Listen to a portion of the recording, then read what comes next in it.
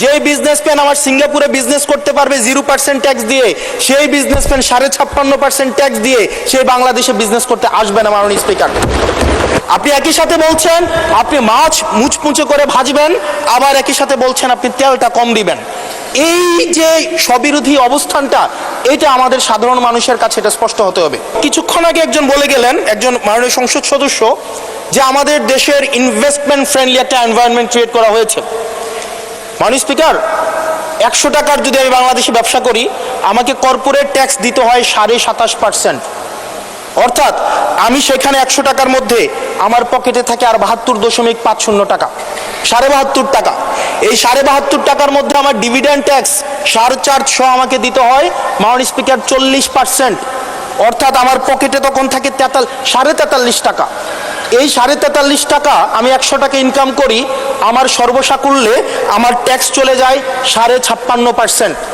আমরা যদি মালদ্বীপের দিকে তাকাই, আমরা যদি সিঙ্গাপুরের দিকে তাকাই, মালয়েশিয়ার দিকে তাকাই, সেখানে এই কর্পোরেট ট্যাক্স হচ্ছে 0%। আমরা যদি শ্রীলঙ্কার দিকে তাকাই 15%, নেপালের দিকে যদি তাকাই তাহলে সেটা 5%।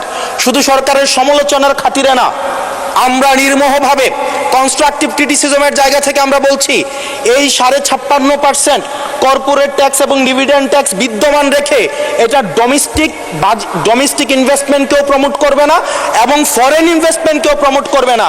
যে বিজনেসম্যান আমার সিঙ্গাপুরে বিজনেস করতে পারবে 0% ট্যাক্স দিয়ে, সেই বিজনেসম্যান 56.5% ট্যাক্স দিয়ে সেই বাংলাদেশে বিজনেস করতে আসবে না। মাননীয় স্পিকার, আমরা সেই জায়গা থেকে প্রত্যাশা করেছিলাম যে এই বাজেট একটা ইনভেস্টমেন্ট ফ্রেন্ডলি একটা বাজেট হবে এবং কর্পোরেট ট্যাক্সের একটা সহনশীল মাত্রায় কর্পোরেট ট্যাক্সকে রিডিউস করা হবে। হতাশ হয়েছে মাননীয় স্পিকার। মাননীয় স্পিকার, আমরা যদি পরবর্তী যে অসঙ্গতিটা, সেটা হচ্ছে মূল্যস্ফীতি এবং জিডিপির যে লক্ষ্যমাত্রা নির্ধারণ করা হয়েছে, বর্তমানে মূল্যস্ফীতি হচ্ছে 9.4% এবং আমরা যদি খাদ্যপণ্যের মূল্যস্ফীতি ধরতে যাই সেটা 12%-এরও বেশি।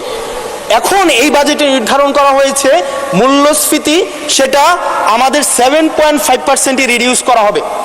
পৃথিবীর সব দেশে, সব বাজেটে, সব অর্থনৈতিক ব্যবস্থায় মূল্যস্ফীতিকে নিয়ন্ত্রণ করার স্বীকৃত মাধ্যম হচ্ছে দুইটা। একটা হচ্ছে উচ্চ হারে সুদ নির্ধারণ করা অথবা গভর্নমেন্ট এক্সপেন্ডিচার কমিয়ে নিয়ে আসা। আমাদের একটা অর্থ বছরে 1,40,000 কোটি টাকার একটা নির্ভরশীল অর্থনীতি বিদ্যমান রেখে আমরা কিভাবে মূল্যস্ফীতিকে আমরা 7.5%-এ নিয়ে আসব, এই যে স্ববিরোধী যে অবস্থানটা, এই জায়গাটা আমাদের কাছে আসলে মাননীয় স্পিকার স্পষ্ট না। আপনি একই সাথে বলছেন আপনি মাছ মুচমুচে করে ভাজবেন, আবার একই সাথে বলছেন আপনি তেলটা কম দিবেন। এই যে স্ববিরোধী অবস্থানটা, এটা আমাদের সাধারণ মানুষের কাছে এটা স্পষ্ট হতে হবে। মাননীয় স্পিকার, আমরা এই সংসদে দেখেছি মাননীয় প্রধানমন্ত্রী নিত্য প্রয়োজনীয় দ্রব্যের দাম নিয়ন্ত্রণের যেই সুপারিশটি করেছেন এবং যেই বিষয়ে বলেছেন, এটির জন্য জনগণ বাহবা দিয়েছেন। আবার গত পরশুদিন মাননীয় অর্থমন্ত্রীকে আমরা দেখলাম আমাদের খুবই নিত্য প্রয়োজনীয় আমাদের কাপড়, রড সিমেন্ট, তারপর হচ্ছে নিত্য প্রয়োজনীয় 16টি দ্রব্যের মধ্যে উনি ট্যাক্স বসানোর কথা বলেছেন।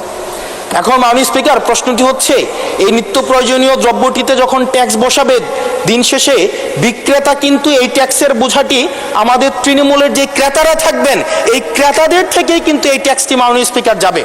সুতরাং যখন বলা হয়েছে নিত্য প্রয়োজনীয় দ্রব্যের দাম কমানো হবে, আবার বলা হচ্ছে ট্যাক্স বাড়ানো হবে, এটিও কিন্তু মাননীয় স্পিকার একটি সাংঘর্ষিক অবস্থায় রয়েছে।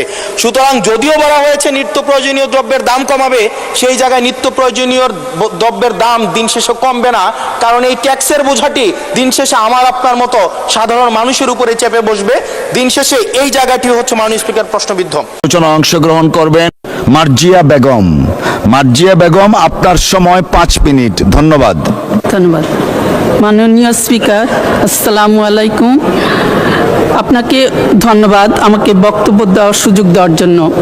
আজ আমি এই মহান সংসদে স্বাস্থ্য খাত নিয়ে কিছু গুরুত্বপূর্ণ বিষয়ে কথা বলতে দাঁড়িয়েছি। মাননীয় স্পিকার, সরকার এবার বাজেটে স্বাস্থ্য খাতে 69,409 কোটি টাকা বরাদ্দ দিয়েছে, যা জিডিপির 1.02%। গত বছর এটা ছিল 0.58%। আমি দৃঢ়তার সাথে বলতে চাই যে শুধু বরাদ্দের অঙ্ক বড় হলেই জনগণের স্বাস্থ্যসেবা নিশ্চিত হয় না, বরং বরাদ্দকৃত এই অর্থ কতটা কার্যকরভাবে ব্যয় হয়েছে এবং তার সুফল সাধারণ মানুষ পাচ্ছে কিনা তার উপরই নির্ভর করে এই স্বাস্থ্যসেবা। মাননীয় স্পিকার, বিশ্ব স্বাস্থ্য সংস্থা এবং বিশ্ব ব্যাংকের সর্বশেষ হিসাবে বলা হয়েছে যে চিকিৎসা ব্যয় মেটাতে গিয়ে বাংলাদেশের শতকরা 44% পরিবার আর পারিবারিক আর্থিক বিপর্যয়ের মুখে পড়ে। বিশ্ব ব্যাংকের সাম্প্রতিক প্রতিবেদনে আরও বলা হয়েছে যে পুরো বিশ্বের মধ্যে স্বাস্থ্য খাতে সরকারি ব্যয়ের দিক থেকে সর্বনিম্ন অবস্থানে অবস্থান করছে আমাদের এই বাংলাদেশ, যা মোট ব্যয়ের 1.1%। এমনকি ঋণের দায়ে জর্জরিত গরিব দেশগুলো, যেখানে তাদের মোট সরকারি ব্যয়ের অন্তত 7% তাদের স্বাস্থ্য খাতে বরাদ্দ রাখে, সেখানে আমরা 1.1%-এর মধ্যেই ঘুরপাক খাচ্ছি। মাননীয় স্পিকার, বাজেটের নথিতেই উল্লেখ আছে গত অর্থ বছরে প্রথম 10 মাসে সরকারের উন্নয়ন ব্যয়ের বাস্তবায়ন হয়েছে মাত্র 40.7%। আরও উদ্বেগের বিষয় হলো যে স্বাস্থ্য খাতে প্রতি বছর বরাদ্দকৃত অর্থের প্রায় 20-30% অব্যবহৃত থেকে যায়। অর্থাৎ একদিকে হাসপাতালগুলোতে বেড নেই, ডাক্তার নেই, প্রয়োজনীয় ওষুধ এবং যন্ত্রপাতি নেই, অন্যদিকে কোটি কোটি টাকা খরচ না হয়ে ফেরত যাচ্ছে। তাহলে প্রশ্ন ওঠে, সমস্যাটা কি আমাদের অর্থের নাকি ব্যবস্থাপনার দুর্বলতা, ব্যর্থতা? মাননীয় স্পিকার, আমাদের দেশের হাসপাতালগুলোর বাস্তব চিত্র অত্যন্ত উদ্বেগজনক।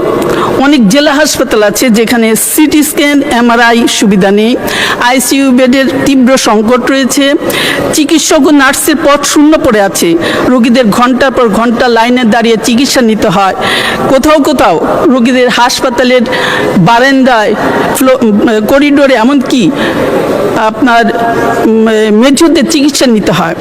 মাননীয় স্পিকার, আমি মাননীয় অর্থমন্ত্রী এবং মাননীয় স্বাস্থ্যমন্ত্রীর কাছে জানতে চাই, যদি অর্থই বরাদ্দটা থাকেই তাহলে কেন হাসপাতালগুলোতে প্রয়োজনীয় সেবা পৌঁছাচ্ছে না?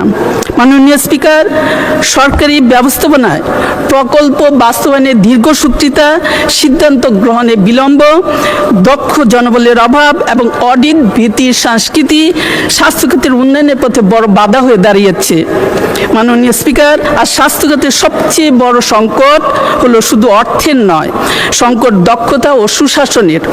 মাননীয় স্পিকার, উপজেলা স্বাস্থ্য কর্মকর্তা, সিভিল সার্জন ও প্রশাসনিক দায়িত্বে থাকা চিকিৎসকদের জন্য আধুনিক স্বাস্থ্য ব্যবস্থাপনা প্রশিক্ষণ বাধ্যতামূলক করা প্রয়োজন, কারণ স্বাস্থ্য সেবা শুধু চিকিৎসা বিজ্ঞান নয়, এটি একটি দক্ষ ব্যবস্থাপনাও।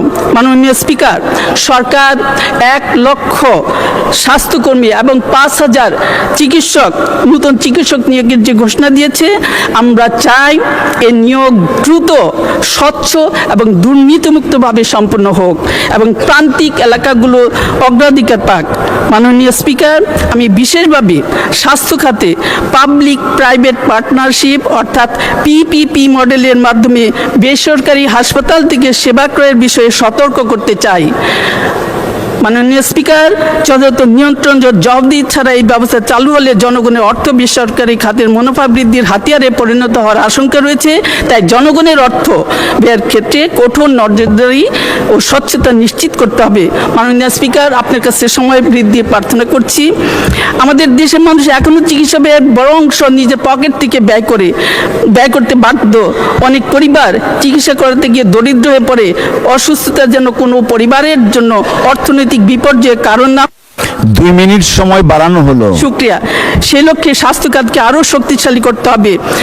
আমরা চাই স্বাস্থ্য বাজেটের শতভাগ কার্যকর বাস্তবায়ন, জেলা এবং উপজেলা হাসপাতালের জনবল ও যন্ত্রপাতি ঘাটতি পূরণ। আমরা চাই প্রাথমিক স্বাস্থ্য সেবায় অধিক বিনিয়োগ, ওষুধ, চিকিৎসা সরঞ্জাম ক্রয়ের স্বচ্ছতা। আরও চাই স্বাস্থ্য খাতে দুর্নীতির বিরুদ্ধে জিরো টলারেন্স নীতি। মাননীয় স্পিকার, আমি আমার নিজ জেলা লক্ষ্মীপুরের চরম বাস্তব সত্যটি এই মহান সংসদে তুলে ধরতে চাই। 50 শয্যা বিশিষ্ট এই হাসপাতালটিতে প্রতিদিনই 300 থেকে 400 জন রোগী আসে এবং এই সম্প্রতি হামের প্রাদুর্ভাবে একটি শিশুকে অর্থাৎ একটা বেডে 2-3 জনকে শিশুকে থাকতে হচ্ছে, এমনকি জায়গা না পেয়ে সাধারণ রোগীদের সাথে ফ্লোরে অবস্থান করতে হচ্ছে। আর সেই সাথে রয়েছে তেলপোকা, ছাড়পোকা, মশামাছির উপদ্রব, আর পাশে রয়েছে উন্মুক্ত খোলা ড্রেন। মাননীয় স্পিকার, হাসপাতালের জন্য যেটুকু যন্ত্রপাতি বা জনবল থাকা প্রয়োজন তার তীব্র অভাব রয়েছে। বিশেষজ্ঞ চিকিৎসার পদগুলো দিনের পর দিন শূন্য পড়ে আছে। আর পাশে রয়েছে নির্মাণাধীন 250 শয্যা বিশিষ্ট একটি নূতন ভবন। আমি মাননীয় স্বাস্থ্যমন্ত্রীর কাছে জোর দাবি জানাচ্ছি যত দ্রুত সম্ভব এটি প্রয়োজনীয় জনবল এবং যন্ত্রপাতি নিয়ে উন্মুক্তভাবে পূর্ণাঙ্গভাবে উদ্বোধন করার জন্য। মাননীয় স্পিকার, আরেকটি গুরুত্বপূর্ণ বিষয় সংক্ষেপে বলছি।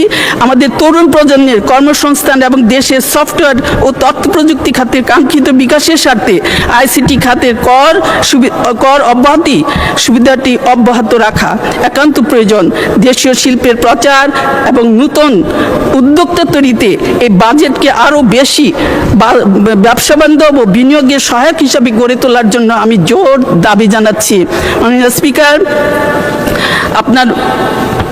আপনাকে আমি বলতে চাই যে স্বাস্থ্যসেবা কোনো বিলাসিতা নয়, এটি সংবিধান স্বীকৃত মৌলিক অধিকার। তাই আজ বাজেটের অঙ্ক বৃদ্ধি নয়, বরং সেই অর্থ। অসংখ্য ধন্যবাদ মাননীয় সদস্য। আলোচনায় অংশগ্রহণ করবেন কুমিল্লা 7 আসন থেকে নির্বাচিত মাননীয় সদস্য জনাব আতিকুল আলম। জনাব আতিকুল আলম, আপনার সময় 6 মিনিট।